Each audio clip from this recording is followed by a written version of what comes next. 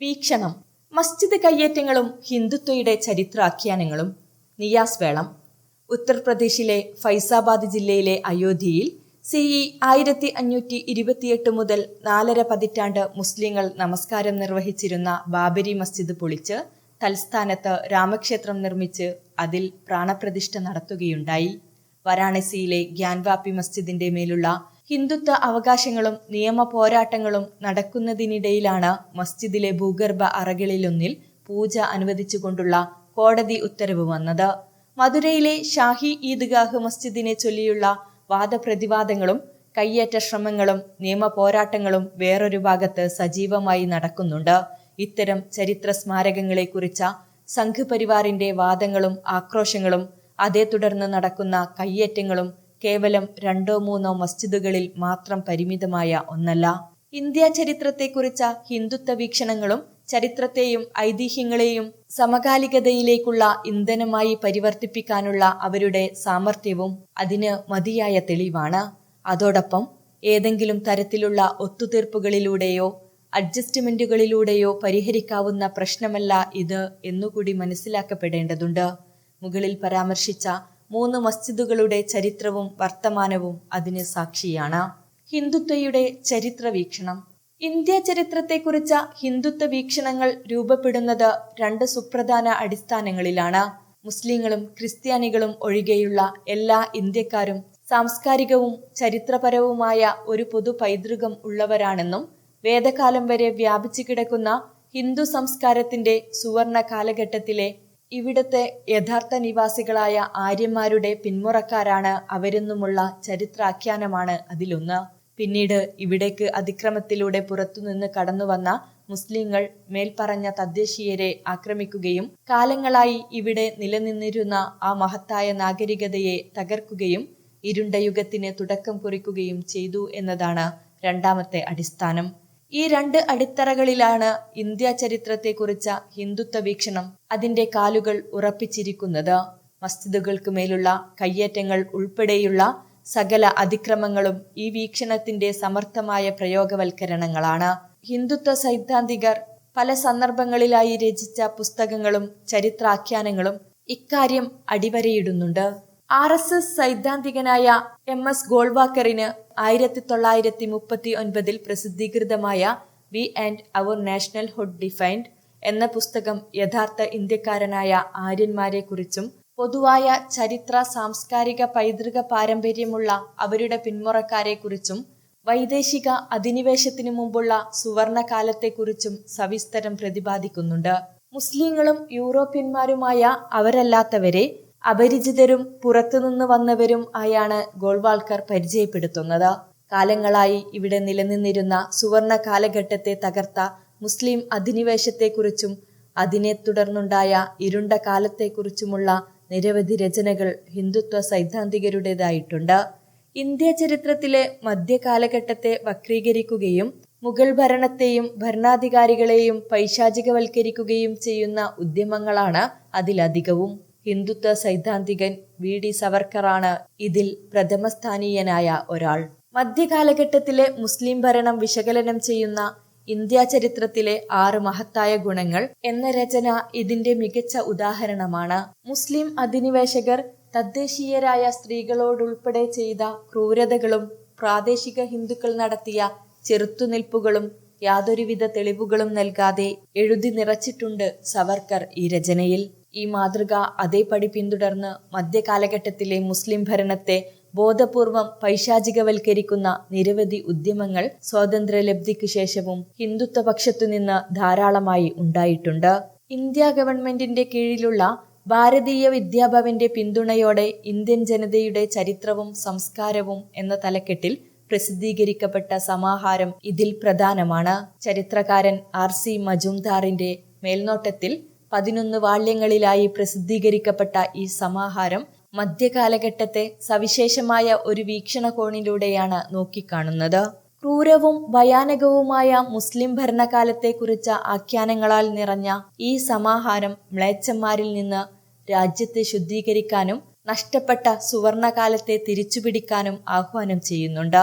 ഹിന്ദുത്വ ചരിത്ര വീക്ഷണത്തിലൂടെ മധ്യകാലഘട്ടത്തെ പൈശാചികവൽക്കരിക്കുന്നതിൽ സവിശേഷ പരാമർശമർഹിക്കുന്ന മറ്റൊരാൾ വാജ്പേയി സർക്കാരിന്റെ കാലത്ത് ICHR Indian council for historical research ചെയർമാനായിരുന്ന കിഷോരി ശരൺലാൽ ആണ്. ഡൽഹി സുൽത്താനേറ്റ്, മുഗൾ രാജവംശം തുടങ്ങിയ കാലഘട്ടങ്ങളെ ഹിന്ദു വംശഹത്യ, ബലാത്സംഗം, ക്ഷേത്രവിഭവങ്ങളുടെ കൊള്ള, നിർബന്ധിത മതപരിവർത്തനം, കുത്തഴിഞ്ഞ ആഡംബര ജീവിതം പോലുള്ള പൈശാചികതയുടെ കാലമായാണ് ഇയാൾ അവതരിപ്പിക്കുന്നത്. KS ലാൽ രചിച്ച growth of Muslim population in medieval India 1973, the Mughal harem 1993, the legacy of Muslim rule in India 1993 തുടങ്ങിയ പുസ്തകങ്ങളിലും അടിസ്ഥാനരഹിതമായ ഇത്തരം ആരോപണങ്ങൾ ധാരാളമുണ്ട്. ഈ വിധം ഇന്ത്യ ചരിത്രത്തെ സമീപിക്കുന്ന വേറെയും നിരവധി രചനകളെ മോദി ഇന്ത്യയെക്കുറിച്ച തന്റെ പുസ്തകത്തിൽ ക്രിസ്റ്റോഫ് ജെഫ്രലോട്ട് പരിചയപ്പെടുത്തുന്നുണ്ട്. 2014 മോദി ഗവൺമെന്റ് അധികാരത്തിൽ വന്നതിന് ശേഷം ICHR ചെയർമാനായി നിയമിതനായ Y സുദർശൻ റാവുവിനെ കുറിച്ച ക്രിസ്റ്റോഫ് ജെഫ്രലോട്ടിന്റെ നിരീക്ഷണം ശ്രദ്ധേയമാണ്. ചരിത്രത്തെയും ഐതിഹ്യത്തെയും ഒന്നായി മനസ്സിലാക്കുന്ന ഇയാൾ ചരിത്ര ഗവേഷണങ്ങൾ, ഇതിഹാസങ്ങളിൽ പരാമർശിക്കപ്പെട്ട സംഭവങ്ങളുടെ പ്രദേശങ്ങൾ കണ്ടെത്തുന്നതിൽ ശ്രദ്ധ ചെലുത്തണമെന്ന് വിശ്വസിക്കുന്നു. ഒത്തുതീർപ്പുകൾ പരിഹാരമല്ല.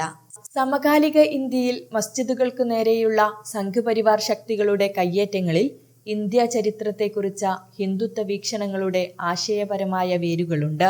ബാബരി, ഗ്യാൻവാപ്പി, മധുര ഷാഹി ഈദ്ഗാഹ് മസ്ജിദുകളുമായി ബന്ധപ്പെട്ട ഹിന്ദുത്വ അവകാശവാദങ്ങളും അതിന്റെ നാൾവഴികളും അനിഷേധ്യമായ ഈ വസ്തുതയെ അടിവരയിടുന്നു. ഈ 3 മസ്ജിദുകളുടെയും നിർമ്മാണ ചരിത്രത്തെ സംബന്ധിച്ച് ഹിന്ദുത്വ ശക്തികൾ ഉയർത്തുന്ന വാദങ്ങൾ നോക്കുക. ബാബരി മസ്ജിദിന്റെ കാര്യത്തിൽ മുഗൾ ഭരണാധികാരിയായ ബാബറോ അല്ലെങ്കിൽ അദ്ദേഹത്തിന്റെ കമാൻഡറായ മീർ ബാഖിയോ ആണ് ക്ഷേത്രം തകർത്ത് പള്ളി പണിഞ്ഞത് എന്നാണ് ഹിന്ദുത്വവാദം. മറ്റു 2 പള്ളികളുടെയും കാര്യത്തിൽ മറ്റൊരു മുഗൾ ഭരണാധികാരിയായ ഔറംഗസീബ് ആണ് ക്ഷേത്രം തകർത്ത് പള്ളി പണിതു എന്ന് ആരോപിക്കപ്പെടുന്നത്. റൊമില താപ്പർ ചൂണ്ടിക്കാണിക്കുന്നതുപോലെ രാഷ്ട്രീയ മേധാവിത്വം, സാമ്പത്തിക നേട്ടങ്ങൾ തുടങ്ങി പല കാരണങ്ങളാൽ നിരവധി ക്ഷേത്രങ്ങളും ആരാധനാലയങ്ങളും ഇന്ത്യ ചരിത്രത്തിൽ ഹിന്ദു രാജാക്കന്മാരാൽ തന്നെ തകർക്കപ്പെട്ടിട്ടുണ്ട്. കാര്യങ്ങൾ ഇങ്ങനെയായിരിക്കെ മസ്ജിദുകൾക്കുമേലുള്ള യാതൊരടിസ്ഥാനവുമില്ലാത്ത അവകാശവാദങ്ങളിൽ മുസ്ലിം ഭരണാധികാരികൾ പ്രതികളാകുന്നത് യാദൃശ്ചികമല്ല. കേരളത്തിലെ തകർക്കപ്പെട്ട ക്ഷേത്രങ്ങളെക്കുറിച്ച സംഘപരിവാർ ആഖ്യാനങ്ങളിൽ ടിപ്പു സുൽത്താനും ഹൈദറും പ്രതികളാവുന്നതിന്റെ പശ്ചാത്തലവും മറ്റൊന്നല്ല. വിവിധ ചരിത്ര നിർമ്മിതികൾക്കും മസ്ജിദുകൾക്കുമേൽ ഹിന്ദുത്വ ശക്തികൾ ഉയർത്തുന്ന അവകാശവാദങ്ങളും തുടർന്നുണ്ടാവുന്ന കയ്യേറ്റങ്ങളും ഏതെങ്കിലും തരത്തിലുള്ള ഒത്തുതീർപ്പുകളോ താൽക്കാലിക വിട്ടുവീഴ്ചകളോ കൊണ്ട് ആത്യന്തികമായി പരിഹരിക്കാൻ കഴിയുന്ന പ്രശ്നമല്ല. സവിശേഷമായ ഏതെങ്കിലും നിർമ്മിതിയോടുള്ള താൽപര്യം എന്നതിനപ്പുറം വിശാലമായ ഒരു ആശയ പരിസരത്തു നിന്ന് രൂപപ്പെടുന്ന ആസൂത്രിത പദ്ധതികളാണത് എന്നതാണ് ഒന്നാമത്തെ കാരണം. മധുര ഷാഹി ഈദ്ഗാഹ് മസ്ജിദുമായി ബന്ധപ്പെട്ട് 1968 രൂപപ്പെട്ട ഒത്തുതീർപ്പ് ഇതിൽ സവിശേഷ പരാമർശമർഹിക്കുന്നുണ്ട്. ഷാഹി ഈദ്ഗാഹ് മസ്ജിദുമായി ബന്ധപ്പെട്ട ഹിന്ദുത്വ അവകാശവാദങ്ങൾ മധുരയിലെ സമാധാന അന്തരീക്ഷത്തെ ബാധിച്ചു തുടങ്ങിയപ്പോഴാണ് പ്രദേശത്തെ ഹിന്ദു മുസ്ലിം പ്രതിനിധികൾ ചർച്ചകൾ നടത്തുകയും മസ്ജിദുമായി ബന്ധപ്പെട്ട അവകാശവാദങ്ങളിൽ ഒത്തുതീർപ്പിലെത്തുകയും ചെയ്തത്. മസ്ജിദ് ട്രസ്റ്റും ശ്രീകൃഷ്ണ ജന്മസ്ഥാൻ സേവാ സംഘവും 1968 രൂപം നൽകിയ ഈ ഒത്തുതീർപ്പ് പ്രകാരം മസ്ജിദ് ട്രസ്റ്റിന്റെ കൈവശമുണ്ടായിരുന്ന ഏകദേശം പകുതിയിലധികം ഭൂമിയാണ് അന്ന് ഹിന്ദു കക്ഷികൾക്ക് കൈമാറിയത്. ഈ ഭൂമിയിലാണ് മസ്ജിദിനോട് ചേർന്നു നിൽക്കുന്ന ശ്രീകൃഷ്ണ ക്ഷേത്രം പണി കഴിപ്പിച്ചത്. 2 പ്രാദേശിക കക്ഷികൾ തമ്മിലുള്ള കേവല ധാരണ എന്നതിനപ്പുറം നിയമപരമായി സാധുതയുള്ള ഈ ഒത്തുതീർപ്പ് കരാർ നിലനിൽക്കുമ്പോൾ തന്നെയാണ് മസ്ജിദുമായി ബന്ധപ്പെട്ട നിലവിലെ കോലാഹലങ്ങളും നിയമ നടപടികളും മുന്നോട്ടു പോകുന്നത്. അന്ന് ആ ഒത്തുതീർപ്പിൽ മുൻപന്തിയിൽ ഉണ്ടായിരുന്നവർ തന്നെയാണ് പിന്നീട് VHPയുടെ നേതൃത്വത്തിൽ മസ്ജിദിന് മേൽ അവകാശവാദം ഉന്നയിച്ച് രംഗത്തെത്തിയത് എന്നത് ശ്രദ്ധേയമാണ്. പലരും മുസ്ലിം സമുദായത്തെ ഉപദേശിക്കുന്നതുപോലെ കേവല ഒത്തുതീർപ്പുകൾ കൊണ്ടോ വിട്ടുകൊടുക്കലുകളിലൂടെയോ പരിഹരിക്കാവുന്നതിനപ്പുറം ആഴത്തിൽ വേരുകളുള്ള ആസൂത്രിതമായ ഒരു പദ്ധതിയുടെ ഭാഗമാണ് ആവർത്തിക്കപ്പെടുന്ന ഇത്തരം അതിക്രമങ്ങൾ. അത് കേവലം മസ്ജിദുകളിലോ ഇന്ത്യയിലെ മസ്ജിദുകളിൽ മാത്രമോ പരിമിതമല്ല എന്നുകൂടി വ്യക്തമാക്കുന്നുണ്ട് ഹിന്ദുത്വ ചരിത്രകാരന്മാർ. 1977 സ്ഥാപിതമായ institute of rewriting India history എന്ന സ്ഥാപനത്തിന് കീഴിൽ പ്രസിദ്ധീകരിക്കപ്പെട്ട പല പുസ്തകങ്ങളും ഇത്തരം ആസൂത്രണങ്ങളിലേക്ക് വെളിച്ചം വീശുന്നുണ്ട്. തുടക്കകാലത്ത് സ്ഥാപനത്തിന്റെ അധ്യക്ഷനായിരുന്ന PN ഓക്കിന്റെ Taj Mahal is a temple palace, Delhi's red fort is Hindu Lalkot തുടങ്ങിയ പുസ്തകങ്ങൾ ഇന്ത്യയിലെ പല ചരിത്ര സ്മാരകങ്ങളെയുമാണ് ലക്ഷ്യമിടുന്നതെങ്കിൽ Indian Kshatriyas once ruled from Bali to Baltic and Korea to Kaaba എന്ന പുസ്തകം മക്കയിലെ ദൈവിക ഭവനമായ കഅബ വൈദിക കാലഘട്ടത്തിലെ ഒരു ശിവക്ഷേത്രമായിരുന്നു എന്ന ആരോപണം ഉന്നയിക്കുന്നുണ്ട്.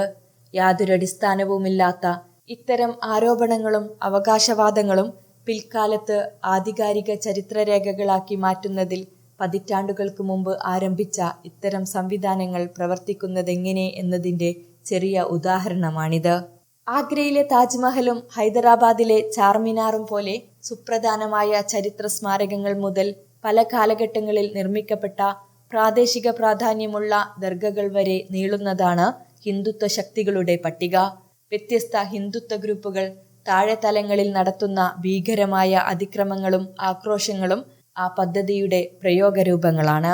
സാധ്യമാവുന്ന നിയമ പോരാട്ടങ്ങൾ നടത്തുന്നതോടൊപ്പം പ്രകടമായ ഇത്തരം അനീതികൾക്കെതിരെ തെരുവുകളെ പ്രക്ഷുബ്ധമാക്കുക മാത്രമാണ് പരിഹാരം. തെളിവുകളെല്ലാം ബാബരി മസ്ജിദിന് അനുകൂലമായിരുന്നിട്ടും ഹിന്ദുത്വ അവകാശവാദങ്ങൾ അടിസ്ഥാനരഹിതമാണെന്ന് അംഗീകരിച്ചിട്ടും തൽസ്ഥാനത്ത് രാമക്ഷേത്രം നിർമ്മിക്കാൻ ഉത്തരവിടുന്ന കോടതി വിധികളുടെ കാലത്ത് പ്രക്ഷോഭങ്ങളുടെ തെരുവുകൾ വലിയൊരു സാധ്യതയാണ്. പൗരത്വ പ്രക്ഷോഭകാലം അതാണ് നമ്മെ ഓർമ്മപ്പെടുത്തുന്നത്.